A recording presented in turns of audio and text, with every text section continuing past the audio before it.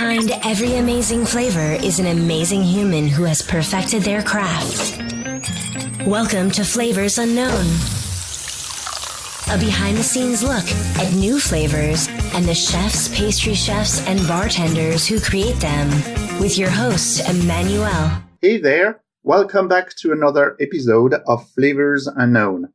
I am your host, Emmanuel LaRoche, and every other week I invite a trendy chef, pastry chef, or bartender on the show to discover their secrets behind the scenes, to talk about their creative process, and of course, to discuss new flavors and ingredients they are experimenting with. You can find the show notes at flavorsunknown.com and click on the episode page.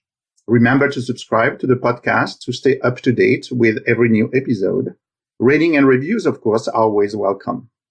Today is episode 20, and I am super excited to have Chef David Burke on the show. He is a world-renowned chef, artist, entrepreneur, and mentor, and one of the leading pioneers in American cooking today. I feel really privileged that he has accepted to carve a few minutes of his time in his hectic schedule to be on the show. Chef David Burke, I'm really excited to have you on my podcast, Flavors Unknown, and thank you so much for finding a little bit of time, to be here with us. Nice to be here. How are you? I'm very good, thank you. Let's jump into the conversation.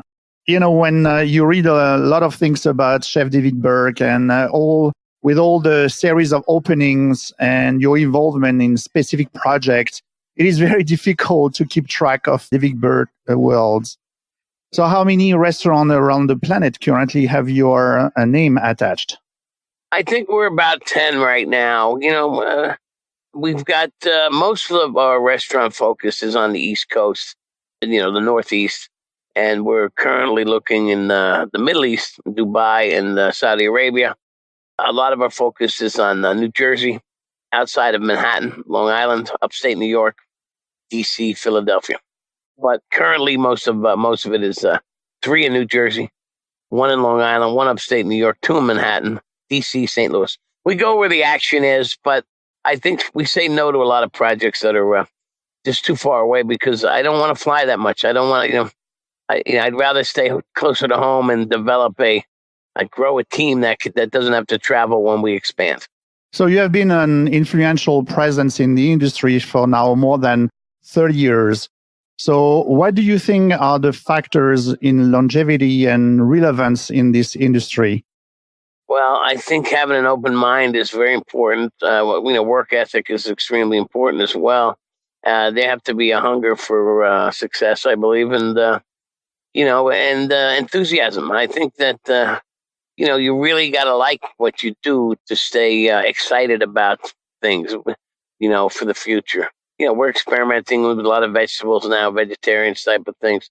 But, I say that because I just got done eating a vegetarian lasagna. But I think that, for me, I like a challenge, and it's very challenging to be in this business and try to stay relevant.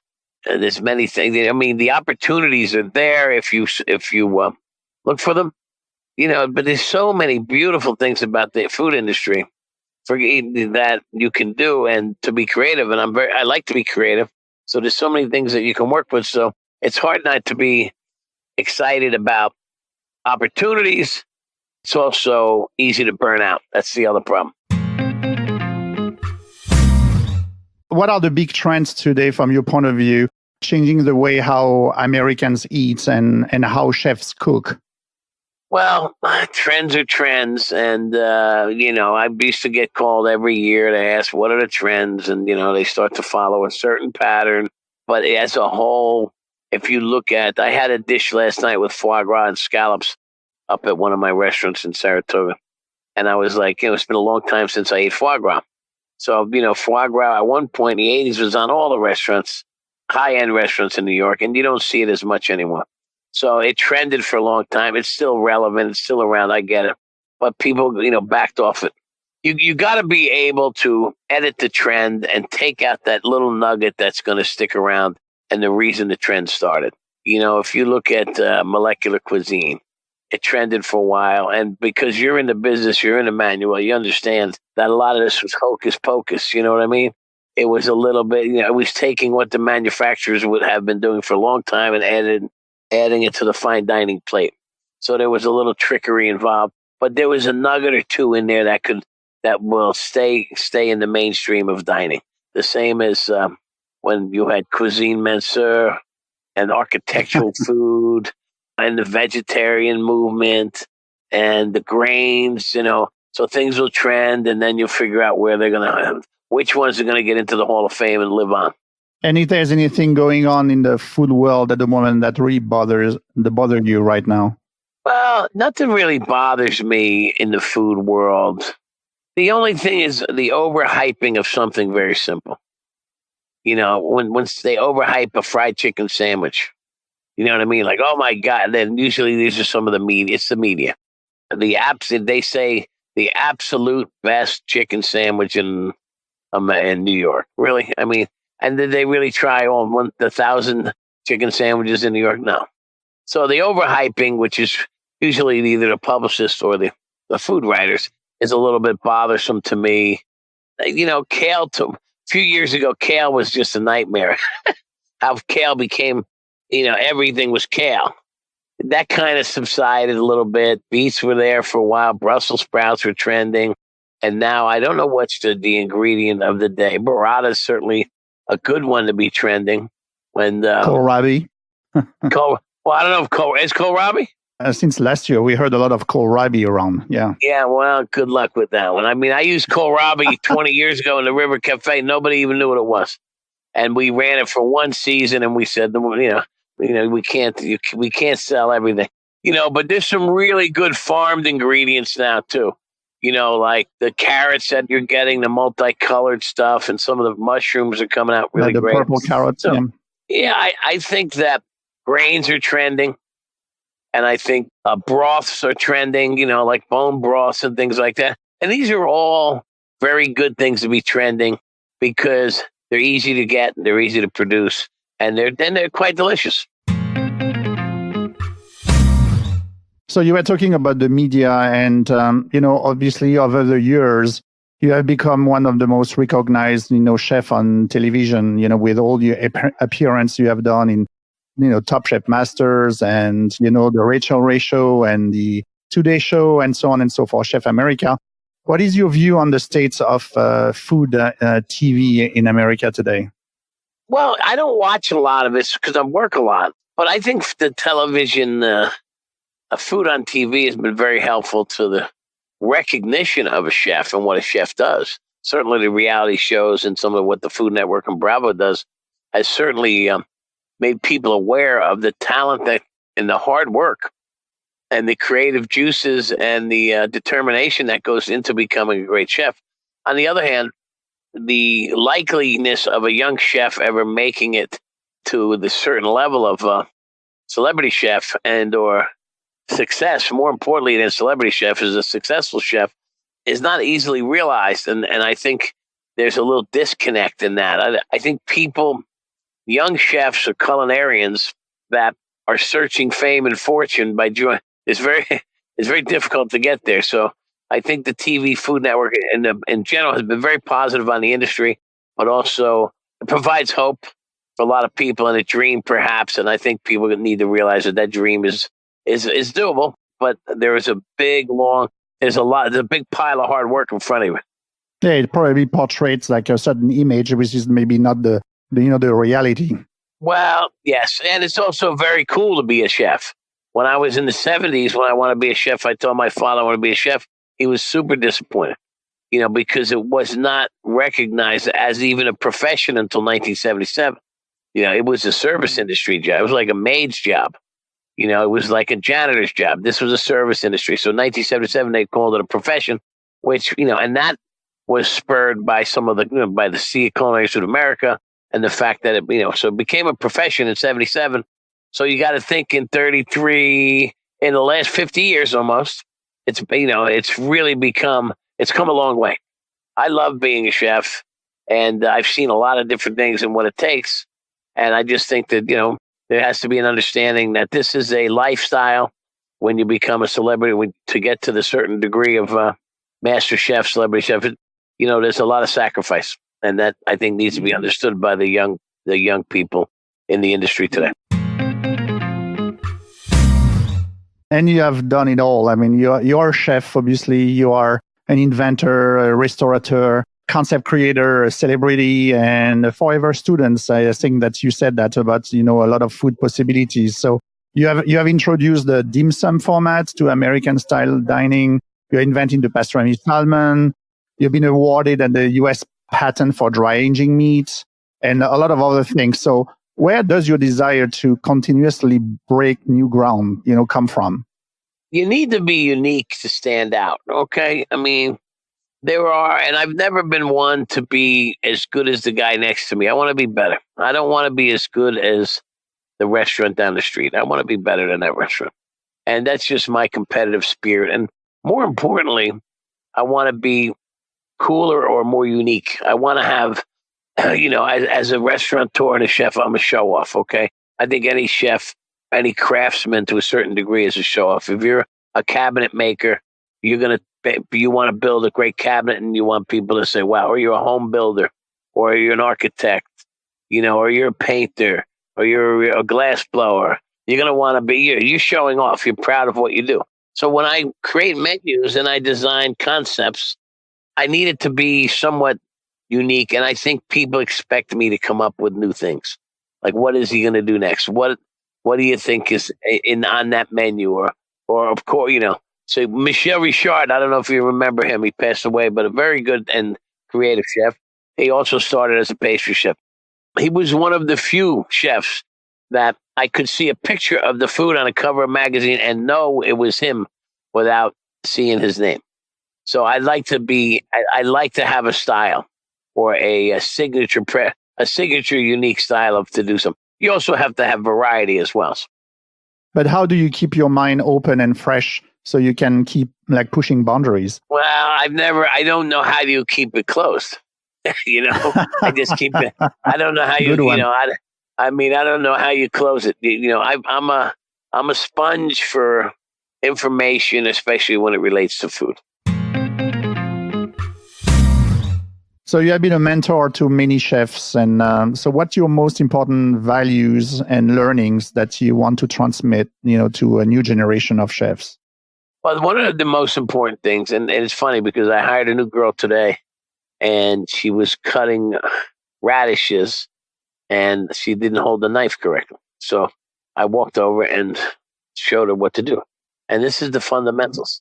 And, if you look like guys like Jacques Pepin, he's all about fundamentals and how you can, if you learn the fundamentals correctly, the fundamentals with knife skills and how to stand straight and work in a kitchen and work clean and neat is one thing. But then there's also fundamentals of mixing ingredients. So like the fundamental idea of how something digests and why is something, why are we putting apples with the pork chop? Why are we putting oranges with the duck? Why do we put a pickle on the hamburger? Why is ketchup served with French fries?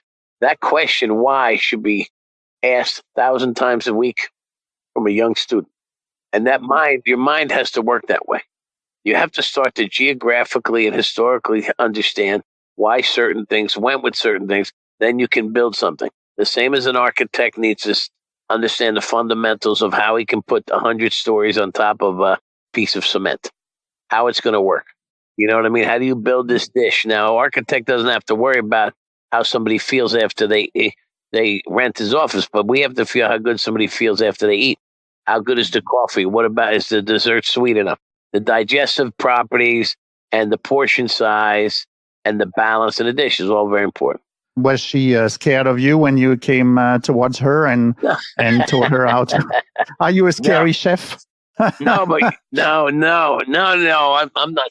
I've always, I could be in my youthful days when I was young and I had a lot more. Well, I still have pressure, but I have different pressures. Used to be the pressure of a good review, and I think, and that's that fear of getting 3 stars and blah blah blah. New York Times.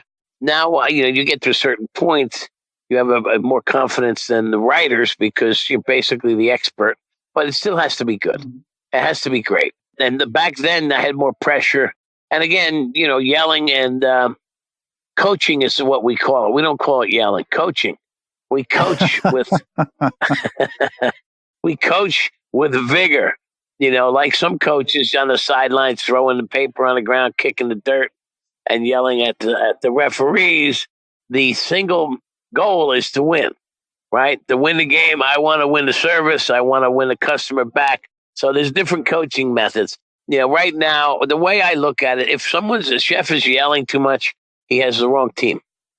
And if you have the wrong team, you need to change the team. Otherwise, people don't necessarily operate with fear. My generation, when I was younger, and the guys that work for me, we were raised with fear. Fear meant something. When your parents yelled at you, it meant something. Nowadays, it's a different thing. I read that once you said about being a chef that it's a part of discipline, a part of technique, and a part of creativity. Can you further develop, that thought? Discipline, you need the discipline to work this many hours a week. You need the discipline to do things correctly and not take shortcuts. You need the discipline to understand what your function is, to taste things, and to be able to weather the storms and be ready on a daily basis. It's a physical job too. It's not just a mental job. It's very physical. People don't understand that. You're standing up for 12 hours, 15, and hours a day working. So you're working. It's very, very hard.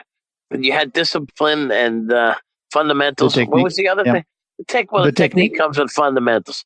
Technique has to be developed. So there's some very good technical chefs too that aren't creative. Creativity is a blessing. Creativity is worth more than knowledge. If you get creative, it's a blessing. So I happen to have that, and I appreciate it. The technical side of it, sometimes I'm more creative than technical. If you look at some technicians, some chefs, their technique, a pastry chef is a technician. A good one, and even a bread baker. They can also be very creative, but their technique has to be perfect. You know what I mean? And you can see that when you look at it.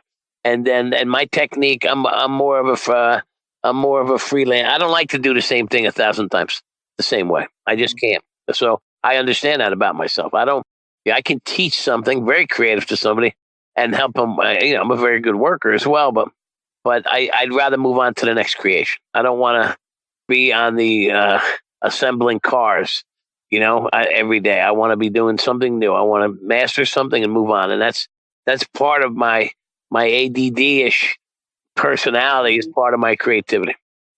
But how do you do that in a restaurants where, you have obviously to create the menu, but then after that you have every day has to produce the same dish for a certain time until you change it?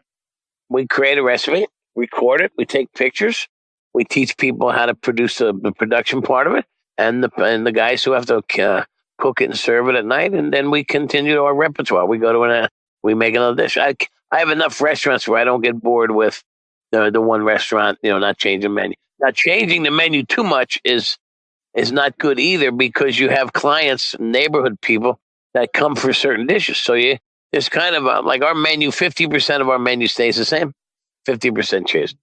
I just opened in New Jersey a restaurant that has the flavors of Latin America and Asia. I'm Korean. And so, basically the technique is very similar in cooking, especially with these concepts. The ingredients are similar, but the flavor profile would changes. You know what I mean? We're using flavors and combinations of a Latino restaurant, using empanada instead of ravioli, selling more guacamole instead of some other type of salad, calling them croquetas instead of fritters. Basically, it's not that difficult to do a little dive into a certain culture and learn about their food. Some cultures are harder than others. They're just like languages. And you're talking about, so let's mention, so this is the new place called Ventanas, correct, in Fort Lee, in New Jersey? Yeah, yes, correct. Okay.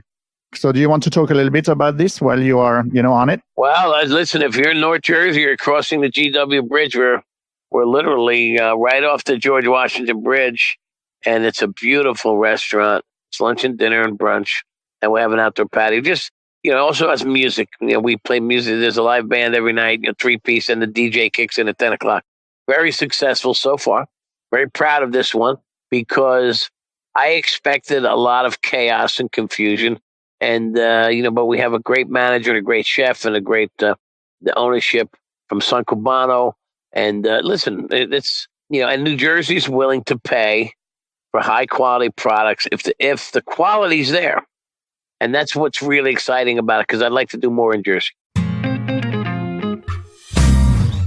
So let's go back in time. And you worked with Pierre Troisgros and Georges Blanc, Marc Menaud, Daniel Boulud, Charlie Palmer, Waldif Malouf. So what did you learn from all those great chefs? Yeah, they certainly are great chefs, and they still are. Well, you learn a little bit from everybody. The guys that I worked with in France, I learned, what I learned for a short period, because I don't work in France for them for more than a few weeks. You open your eyes to what they do, and the culture, the discipline, the technicians, the technique of the French chefs is incredible. But, you learn how the work ethic is. You learn about quality and passion, and your eyes are wide. So as a student, I call myself a student, I couldn't have been in a better place. When I worked for Daniel Boulud, another great, one of the great chefs in this country, his technique and his management style and his determination and all those good things you pick up on. And then I spent years with Charlie Palmer and Waldif Malouf, who both got their start at the CIA and worked for Jean-Jacques Rachou, another French great. Those I spent more time with, 2-3 years each. And then you're learning their method of thinking and how to think like a chef, utilization, management style, butchery, pastry, all that stuff. And then what you do is you start to develop your own style. So those are the chefs I work for. But I also, when I became a chef, I also learned a lot from the owners of the companies, the restaurants, Buzzy O'Keefe of the River Cafe and Alan Stillman of the Smith & Wollensky Concepts, and also the creator of TGI Fridays. And you start to learn about business and how to think like a businessman. And that's just as important. So let's talk a little bit about two of the concepts that you have a restaurant in New York City, because it's two different styles. You have the David Burke Tavern and you have the Woodpecker by David Burke. So can you describe how those concepts are different? David Burke Tavern is a high-end tavern. It's not the classic tavern in the sense of beer and shot, but it's a handsome tavern with very unique food, but it does have some, how you can get a hamburger here, but you can get a dry-aged steak and a Dover sole. So it's what a modern American high-end restaurant should be, in my opinion. It's straight down the pike American. Influences from Asia and Europe on the menu, of course. David Woodpecker is a wood-burning concept that features some pastas and pizza, and also American food. So that's a little bit more casual. And that's on 30th and Broadway, Woodpecker Tavern, David Burke Tavern on the Upper East Side. Can we talk a little bit about your creative process? So where does your inspiration come from when you are creating like a new dish or like a new menu? It comes from all over. It comes from traveling. It comes from artwork. It comes from a piece of pottery. It could come from an ingredient. Could come from a memory, so they get, all kinds of things that come into play. Comes from trends, comes from seasonality. It comes from desire, there's all kinds of things. The creative process, I might go into a show, a food, the houseware show, and look at all the plates and the new pots and pans, and something will spark my imagination, and I can create a dish just so it fits in that little bowl. That's one way. And how your creative process evolved like over the years? Is it getting easier or is it getting more difficult? No, it's not difficult. It's not difficult because I have more memory bank. I have more knowledge and I have more access. It doesn't slow down. I just take, I need a few hours alone. Sometimes on a plane, I get very creative if I shut the phone off. And I also have a library of 1,200 books if I ever need that. Normally I don't, but if I page through a few books, I might earmark a few pages and just say, you know what, braised endives. That's a great idea. Haven't seen that for a while, and maybe put that on the menu somewhere. Or, just to refresh the memory. And so do you have like a favorite dish that you have created? Yeah, I guess I do. I have to look at some of them. Some of my creative dishes are not the best sellers either. I have a pigeon dish with barbecues pigeon with foie gras and cornbread, but it's just too hard to sell. You know what I mean? But the cheesecake pops and the swordfish chop are two of my favorite creations, and the pastrami salmon, because they stand the test of time. I've created some other things as well that are just garnishes, like the herb potato chips that you see on Thomas Keller's menu, and Charlie Palmer's cookbook, and lotus root chips, and things that other chefs have used as accent pieces, like Jean-Georges. He's, because one of my sous chefs will go work for them, vice versa. And you start to... So when it comes to the trickery and the garnishes, they're just as important as the whole dish, because they're the accent pieces. You can serve something called naked lunch, which we're going to start here. And our naked lunch is going to be just pure protein with a simple garnish on the plate. And then you can accessorize with chips, salad, things like that. So you're known for your, creativity. We just talked about this, and you're introducing like odd flavors combination, strange pairings, with different ingredients and different and new techniques.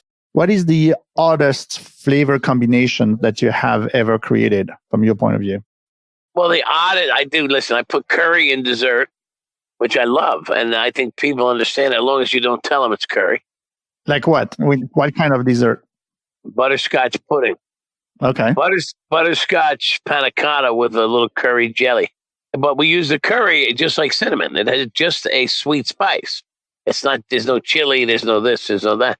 One of the oddest things I did was I made a beurre rouge of red wine butter with oysters and calamari, and it had a little curry in it also. But that did not work. And that was an odd combination. But that dish, I shouldn't say it didn't work. That dish was voted the worst dish the worst dish of the year. And on a Thursday afternoon, for worst dish in America, on a Thursday afternoon, by one food writer in the early 90s or late 80s, I forget. And I was panicked. And then on Monday, New York Magazine came out, and it was the best dish. So here you have the same dish, two different writers, two different opinions. And I would have to say it wasn't the best dish, but it certainly wasn't the worst. But that's me, But so you sometimes, as a chef, you have to stick to your guns, It certainly was an odd combination. So what is one of your latest ingredient obsession? Things that you are experimenting with? Sushi. Experimenting with some raw fish. Yeah, but I've always liked raw fish, but now I'm starting to get into a couple of new things. Pastry again. I'm starting to get my hand into the pastry world. Trying to make some different style desserts I want to do handheld desserts, shareable. Not like petit fours, but things you can eat like a hamburger. It's not to say it's going to be a hamburger, but dessert you pick up and eat. Like an eclair, like an eclair, and like a donut. Things, but more fancy. And when you're talking about sushi, so how Chef David Burke is going to reinvent sushi? Well, I don't want to know that's a tall task. But taking the raw and the rice, but not necessarily wrapping it in seaweed, or taking seaweed, elements of sushi to be handheld, but it doesn't necessarily have to be the rolls or the nigiri. More of the crudo sashimi and poke together, but making it a little bit, just playing with it my way. How do you take that like a poke and eat it like cereal with a bowl and a spoon? You know what I mean? So almost a ceviche where you pour the liquid at the table and you add as much liquid as you want. If you want a cold soup, you have it. If you just want a dressing, you have it. So you have created like lines of sauces and dressing, chips, and now popcorn. You are really blurring the lines between like being a chef and being an entrepreneur. So can you please tell us more about, I think it's, you have a brand called B1 brand, correct?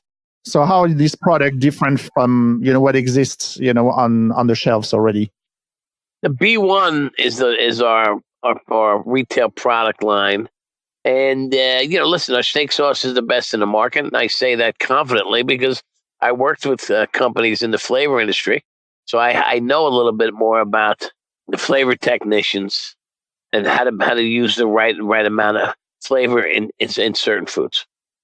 I've worked with some food manufacturers or flavorists in the past, so I understand a little bit more. And like I said, I don't want to make something that's not the best. I don't want to make the second best. So I want to try to make the best. Again, you have economics involved too, so you got to figure that out.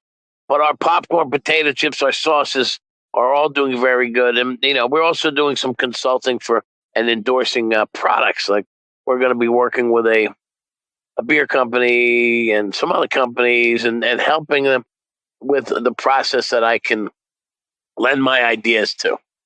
So we're excited about that too. When you're talking about those beverages and so on, any thoughts about, new products like CBD and THC and so on? Yes, well, CBD, I've been approached, and again, we're at the infant stage of doing stuff with CBD, but we're also talking about working with alcohol-free beer, because we think with CBD, people might use that as their buzz and drink less, or maybe want to drink and not drive so much, because, you're still taking the edge off one way or the other. I think that one of the things I miss telling you about trending is the alcohol-free cocktails and some of the juices and the drinks you make. I was in Saudi Arabia where there is no alcohol. So the challenge is to come up with really good drinks that act like adult beverages and to make you feel good. Not necessarily make you feel good from getting high, but make you feel satisfied. With spices and getting a little heat mixed in there so you get a little burn without the alcohol in your throat. So that's a challenge too, and very exciting for me. I mean, you're really everywhere. So you're a very busy man. So how do you divide your time between your restaurants and your other projects and that you are involved in, and still maintain, the standards? Well, you got to hire good people. I'm very busy. I'm super busy. And sometimes I say no to projects, but I don't like to say no to opportunity if it's a good one. I have to I hire smarter than I used to. I vet people a little more. People see our growth, and we're starting to attract very talented young people that want to work for us and grow and be appreciated and be paid well, but also for a chef and for people that want to go to the DB Global or my organization, they got to feel part of building something. And I think it's worth a lot too. Money's good, but when you're proud of who you work for and what you do, it's also a big part of it. Okay. Do you need anyone in marketing? No, I'm kidding. So, what's the future of Chef David Burke? What's in your upcoming projects? I can tell you my future. Hopefully, I signed a deal in Asbury Park, and I'm also there will be a cooking school in my future where I start to work with local colleges and work as an apprenticeship program in the hotels or restaurants I'm working with to tie into the culinary, to tie into the local schools. Where will it be located? In New Jersey or? Well, I'm trying to work with Brookdale Community College and Asbury Park to start that, but it doesn't mean it can't be done elsewhere. But I know I want to be an educator as the final chapter in my career. And what's going to happen in South Orange? There's a project as well you have. Oh, South Orange, we open in South Orange in 3 weeks at the Orange Lawn and Tennis Club, and we're very excited about that. It's a tennis club. It has a banquet. Oh, it'll be a modern American restaurant. Okay. It'll be, that's going to be, that'll be a straight down the middle David Burke restaurant. It'll have influences from certain areas, but, we just got done a little more Italian. We're going to go a little more Italian out there. I have a young chef. I just tasted his lasagna, vegetarian lasagna. So we're working on the menu at David Burke Tavern now. Very excited about it. Very excited to be in that part of Jersey as well. So I would like to pick up your brain a little bit if I can. What would be your suggestion for a home cook to create like a really great burger experience at home? Focus on a good quality meat, but also work on condiments. Make your own, tomato jam, make your own ketchup, make your own pickled onions, make a mushroom relish, things that you can put on a burger that you like. So I would, go in, look up some recipes on mango chutneys and, relishes and things like that you can spread on the bun or aiolis and try to uplift your burger that way. I mean, the meat is the meat. You can also put a little you can make your own patties, and inside those patties put some butter and garlic and this and that. And cheese, maybe cheese. Yeah, you can listen. Mm-hmm. Making a burger at home should be like making meatloaf. Put in what you like, and if you put in what you like, most likely your family will like it. And also the key. I love a burger on an English muffin. That's what I use. I prefer an English muffin for my burger. Okay, and then you toast it or? I told you, crispy, nice and crispy. Yeah. Yep, gives you a nice texture, and the caramelization on the bread, beautiful. So, Chef, I know you're a busy man, but I would like to finish with like a series of rapid fire questions, if I may. So, where do you have a drink or eat when you are not at one of your restaurant? J.G. Mellon. Okay, where is that? In New York, 3rd Avenue and 74th. So you said that you have 1,200 cookbooks in your collection. So yes. What are like the top 3 cookbooks that you inspired the most? Jean-Louis Paladin, one of the books. And I have to say Art Culinaire, but Art Culinaire, I have 50 of them. That's different. And the other one would be a book from one of my oldest books was from Paula Wolfert, The Southwest of France. What is your best smaller U.S. city culinary scene? Portland, Maine. When it comes to food, what turns you on? Pasta. Pasta. What kind of pasta? Any kind. Any kind. Okay. No cream. No cream. I don't like cream. Okay. I like pasta with olive oil and sausage, and not to say I'm not healthy, but I just like it more natural. So, and the last one. So, if we are thinking about the 4 seasons, so can you give us your favorite seasonal ingredients for each of them, starting with summer? Summer, peaches. And the fall, mushrooms. Winter, venison. And in the spring, soft-shell crabs. Wow. Okay, thank you so much, Chef. I really appreciate the time that you are given, to me today and be on the show. It's really exciting. My pleasure. I hope to see you soon. Thank you for listening today. No worries if you were not able to write down some information that our guest was talking about, because you can find all of those in the episode show note on flavorsunknown.com. And if you are enjoying the show, please leave a review or a rating, as it helps other people to find it as well. If you have friends that are foodies, please send this podcast their way, as I am always happy to have more people listening. I see you in 2 weeks, and until then, remember that people who love to eat are always the best people. You've just enjoyed another delicious episode of Flavors Unknown. Hungry for more? Hit subscribe. Tell us where you're listening from by leaving a review. And for social media and show notes, head to flavorsunknown.com.